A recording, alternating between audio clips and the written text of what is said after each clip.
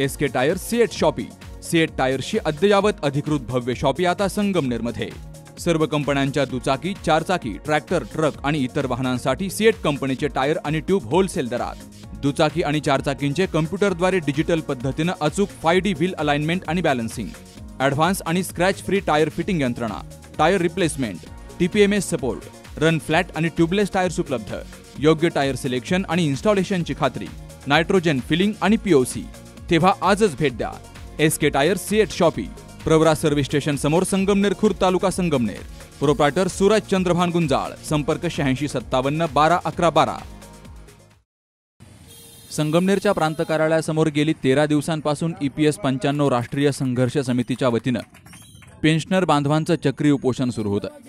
सोमवारी पेन्शनर संघटनेचे राष्ट्रीय अध्यक्ष कमांडर अशोकराव राऊत यांच्या हस्ते उपोषणकर्त्यांना सरबत देऊन त्यांचं उपोषण सोडलं गेलंय। त्यानंतर घुलेवाडी या ठिकाणी पेन्शनर बांधवांचा भव्य मेळावा पार पडला।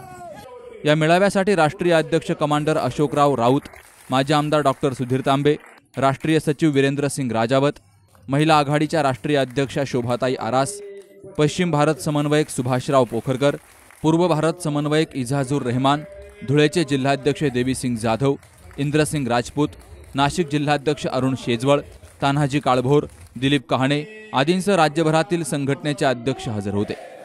यावेळी सर्व मान्यवर आणि उपस्थित पेन्शनर बांधवांचं स्वागत पश्चिम भारत समन्वयक सुभाषराव पोखरकर यांनी केलं। ज्या लोकांना अर्ली पेन्शन मिळाली त्या लोकांना मात्र वगळलं गेलं आणि त्यामुळे त्यांना आजही 500, 600, 700 रुपये पेन्शन मिळते। कोणाचा कारखाना बंद पडला, आता आमच्याकडे काही ठिकाणी विडी कारखाने बंद पडले, इकडे रावरी कारखाना बंद पडला, अनेक ठिकाणचे कारखाने जे बंद पडले, तिथं त्या कामगाराचा काही दोष नाही। त्याला वयाच्या 58व्या पूर्वी निवृत्ती घ्यावी लागली, हा त्या कामगाराचा दोष नाही।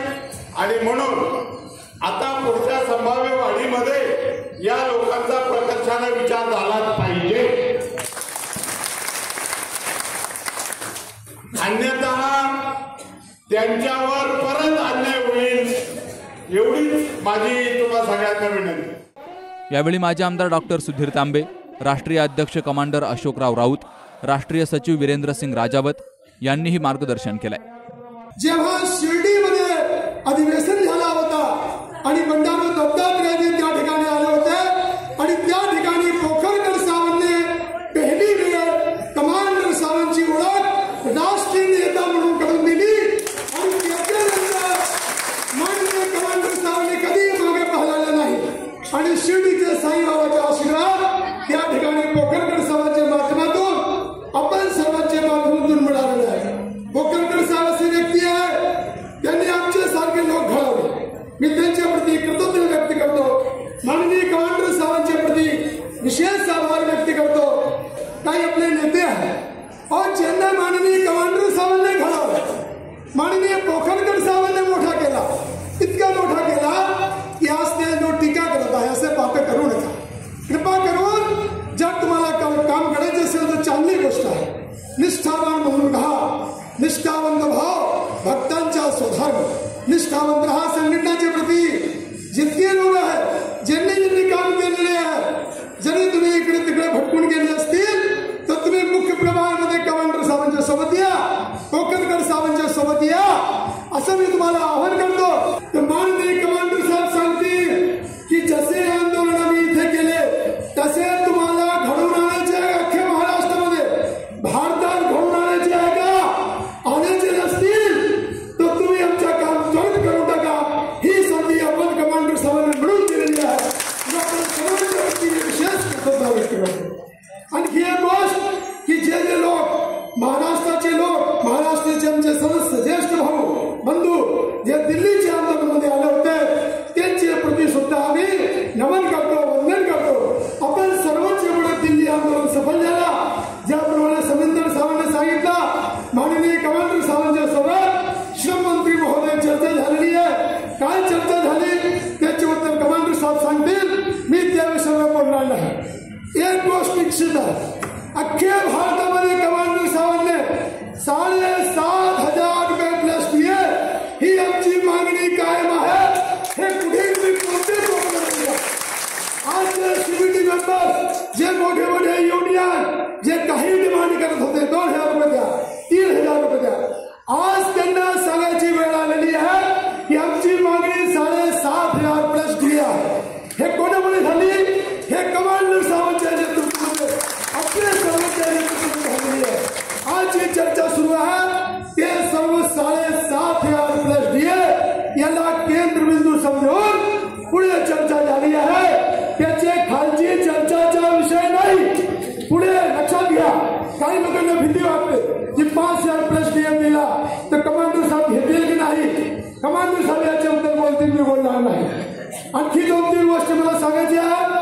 महत्वाची गोष्ट की आपण विजयश्रीचे अत्यंत जवळ आहे, हे लक्षात ठेवा. काही लोकांना म्हणत असेल की हा इतके छोटेसे तालुक्यामध्ये इतका मोठा आंदोलन का केला. मी तुम्हाला उद्देश सांगितला. उद्दिष्ट होता, काय उद्दिष्ट होता तो पूर्ण झालेला आहे. हे तिन्ही खासदार महोदयाने कमांडर साहेबांना, पोखरकर साहेबांना विनंती केली की तुमचे आंदोलन संपवा, आम्ही तुमच्या पाठीमागे आहे, हे लक्षात ठेवा. 13 दिवसाचं उपोषण प्रांत कार्यालयासमोर झालं आणि त्यात प्रचंड मोठी उपस्थिती लोकांची, महिलांची होती आणि जवळपास 1600 ते 1700 लोकांनी 13 दिवसात त्यात भाग घेतला. एका तालुक्यासाठी फार मोठी गोष्ट आहे आणि जसं पूर्वीच्या वक्त्यांनी सांगितलं त्याप्रमाणे संपूर्ण महाराष्ट्रात नव्हे तर संपूर्ण भारतात संगमनेरचं मॉडेल उपोषणाचं आपण तालुका लेवलवर करू असं मी घोषणा करतो. जर आपलं काम सरकारने वेळेत केलं नाही तर आपल्याला प्रत्येक तालुक्याला जागृत करावं लागेल आणि मोठ्या उपोषणाचा कार्यक्रम देशभरासाठी आपल्याला करावा लागणार आहे. तुमची याला मंजुरी आहे का? आणि त्यावेळेस परत एकदा संगमनेरमध्ये पण सर्वांसोबत उपोषणाचा कार्यक्रम होईल. बंधूंनो, 4-5 ऑगस्टच्या आपल्या दिल्लीच्या मोठ्या आंदोलनानंतर जंतर मंतरवरच्या जिथे काळभोर साहेबांनी सांगितलं 26 खासदार तिथे आले होते, सगळ्या पक्षाचे होते, सगळ्यांचा पाठिंबा होता. नंतर पार्लमेंटमध्ये, संसदेमध्ये सुद्धा त्यांनी मोठं प्रदर्शन केलं आणि त्याचा परिणाम हा झाला की 19 ऑगस्टला मंत्री महोदयांनी, लेबर मिनिस्टरनी, श्रममंत्र्यांनी आपल्याला बोलावलं, आपल्याशी चर्चा केली.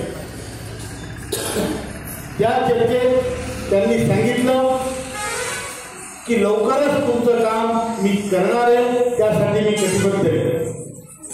आता 19 आणि तुम्हाला लवकरात लवकर मिटिंगला बोलावतोय. त्या मिटिंगमध्ये फायनान्स मिनिस्टर किंवा अर्थमंत्री ज्यांना आपण म्हणतो ते, त्यांचे अधिकारी आणि श्रम मंत्री स्वतः त्यांचे अधिकारी राहतील आणि आपले प्रतिनिधी राहतील आणि आपल्या प्रश्न निकालात काढण्यात येईल. 19 तारखेनंतर आपल्याला अशी अपेक्षा होती की लवकर या शब्दाची व्याख्या एखादा आठवडा असू शकते. त्यांचा लवकर 1 महिना झाला तरी लवकर झालेला नाही.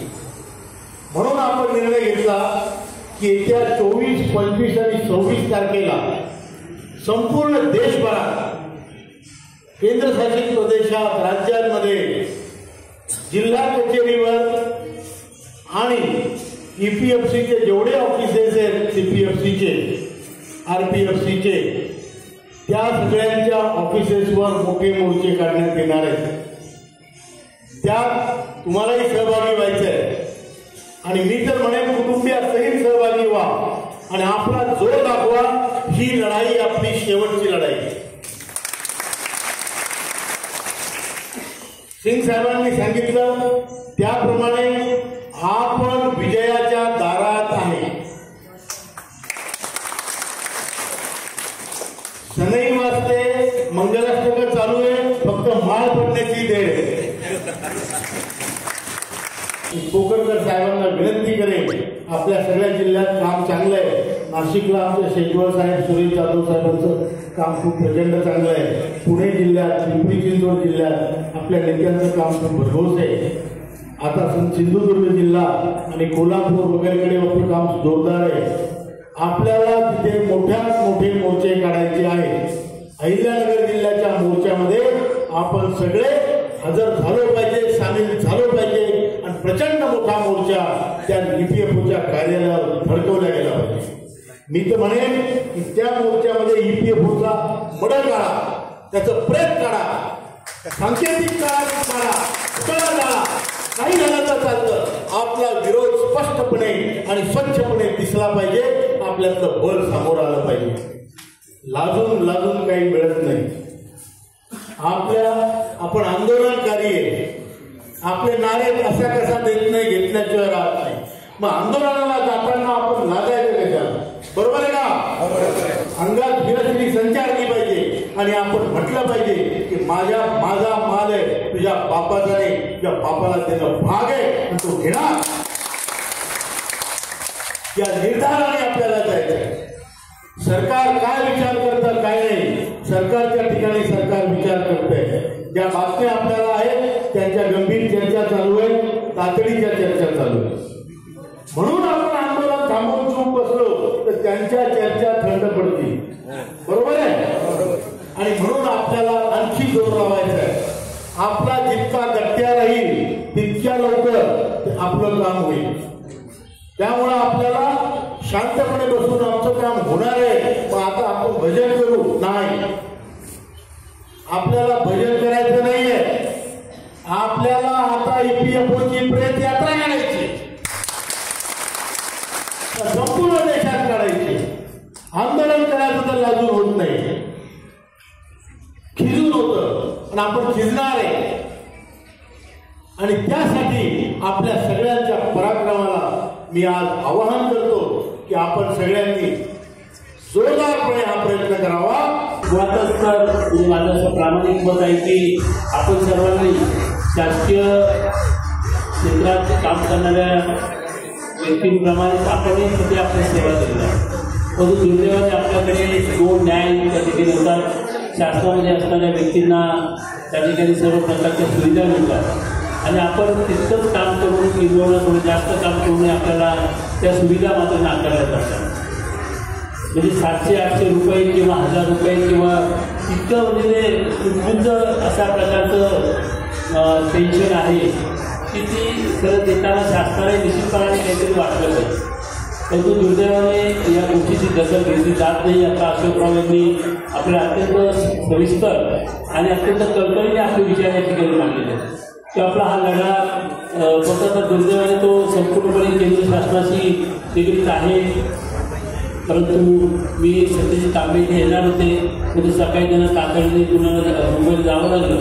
परंतु त्यांनी मला सांगितलं की हा सगळा विषय मी निश्चितपणाने विधिमंडळामध्ये मांडेल आणि राज्य शासनाला केंद्र शासनाकडे विनंती करायला त्या ठिकाणी मी प्रयत्न करेन. त्याचप्रमाणे मागच्या वर्षी आपली चर्चा झाली होती की आता आपले सर्व ज्येष्ठ नागरिक आहेत, तर त्या दृष्टिकोनातून राज्याच्या पातळीवर ज्या विविध सामाजिक सुरक्षिततेच्या सोशल सिक्युरिटीच्या ज्या योजना आहेत त्या आपल्याला कशा लागू होतील, त्याच्यामध्ये काही सुधारणा करता येईल का, त्यासाठी मात्र सत्यजित तांबे निश्चितपणे प्रयत्न करतील अशी ग्वाही मी आपल्याला. अनेक योजना आहेत ज्या थोडीशी मी म्हणत नाही त्यामुळे आपला प्रश्न सुटणार आहे, परंतु काही दिलासा निश्चितपणे म्हणजे आरोग्याच्या संदर्भात असो, रेशनच्या संदर्भात असो, प्रवासाच्या सवलतीच्या संदर्भात असो आणि त्या काही विविध गोष्टी आहेत त्या निश्चितपणे तिथे अशोकराव आणि सुभाषराव कोकणकर साहेब यांच्याशी चर्चा करून तितक्या योजना आपल्याला राज्य शासनाच्या दृष्टिकोनातून ज्या भूमिका असतील त्या काही ठिकाणी सोडण्यासाठी सत्यजित तांबे निश्चितपणे प्रयत्न करतील. खूप मोठा निधी शासनाकडे आपल्याला पैसा त्या ठिकाणी आहे, पण त्याच्या माध्यमातून आपल्याला या सगळ्या गोष्टी केल्या पाहिजेत असं मला वाटतं. निश्चितपणे कार्यकर्ता येणार तरी मी तर सदैव आपल्याबरोबर राहील आणि सत्यजित तांबे हे तुमच्याच आशीर्वादांचे केंद्रात प्रतिनिधी आहेत, ते सुद्धा आपल्याला हे प्रश्न सोडण्यासाठी मदत करतील. खासदार साहेबांचाही चर्चाच आपण पाहिलं की त्यांनी तिथे आपल्याला मदत करण्याचं आश्वासन दिलं आहे. ते येणार होते पण तो आता त्यांना यायला उशीर लागणार, पाऊण तास लागणार आहे. तोपर्यंत आपले सर्व लोकांना तात्काळ ठेवणे योग्य आहे असं मला वाटत नाही. असं तो निर्णय आपले घेतील. परंतु मी आपल्याला या ठिकाणी पुन्हा ग्वाही देतो की कार्यकर्ता या नात्याने मी पण विधान परिषदेमध्ये तुम्ही काम केले तेव्हा आपल्याबरोबर मी निश्चितपणे राहील.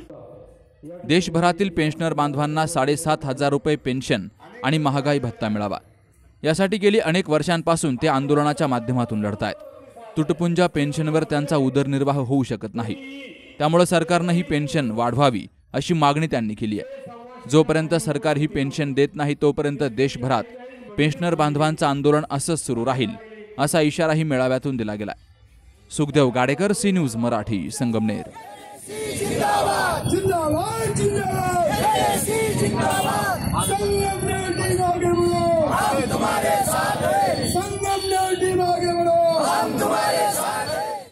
मॉमेबल fertility and test tube baby centre. पालक होण्याचं स्वप्न आता होईल साकार. डॉक्टर एकता जगदीश वाबळे यांच्या Momable fertility and test tube baby centre तज्ज्ञांसोबत तुमचं स्वप्न पूर्ण करा. सुरक्षित, यशस्वी आणि विश्वासार्ह उपचार. तुमच्या आयुष्यातल्या सर्वात सुंदर प्रवासाची सुरुवात आमच्यासोबत करा, कारण आम्ही देतोय अद्ययावत तंत्रज्ञान, अनुभवी डॉक्टर आणि वैयक्तिक मार्गदर्शन. आमच्या सेवा IVF, IUI उपचार, वंध्यत्व तपासणी, अंडाणू आणि शुक्राणू गोठवणं म्हणजेच फ्रीजिंग आणि दुसऱ्या प्रयत्नासाठी सल्ला. तेव्हा आई बाबा होणं आता शक्य आहे, कारण तुमचं स्वप्न आमचं ध्येय. ठिकाण 2रा मजला, Sanjivan hospital and research centre, Nashik Pune road, hotel Prasad समोर, संगमनेर. संपर्क 8080 215 215.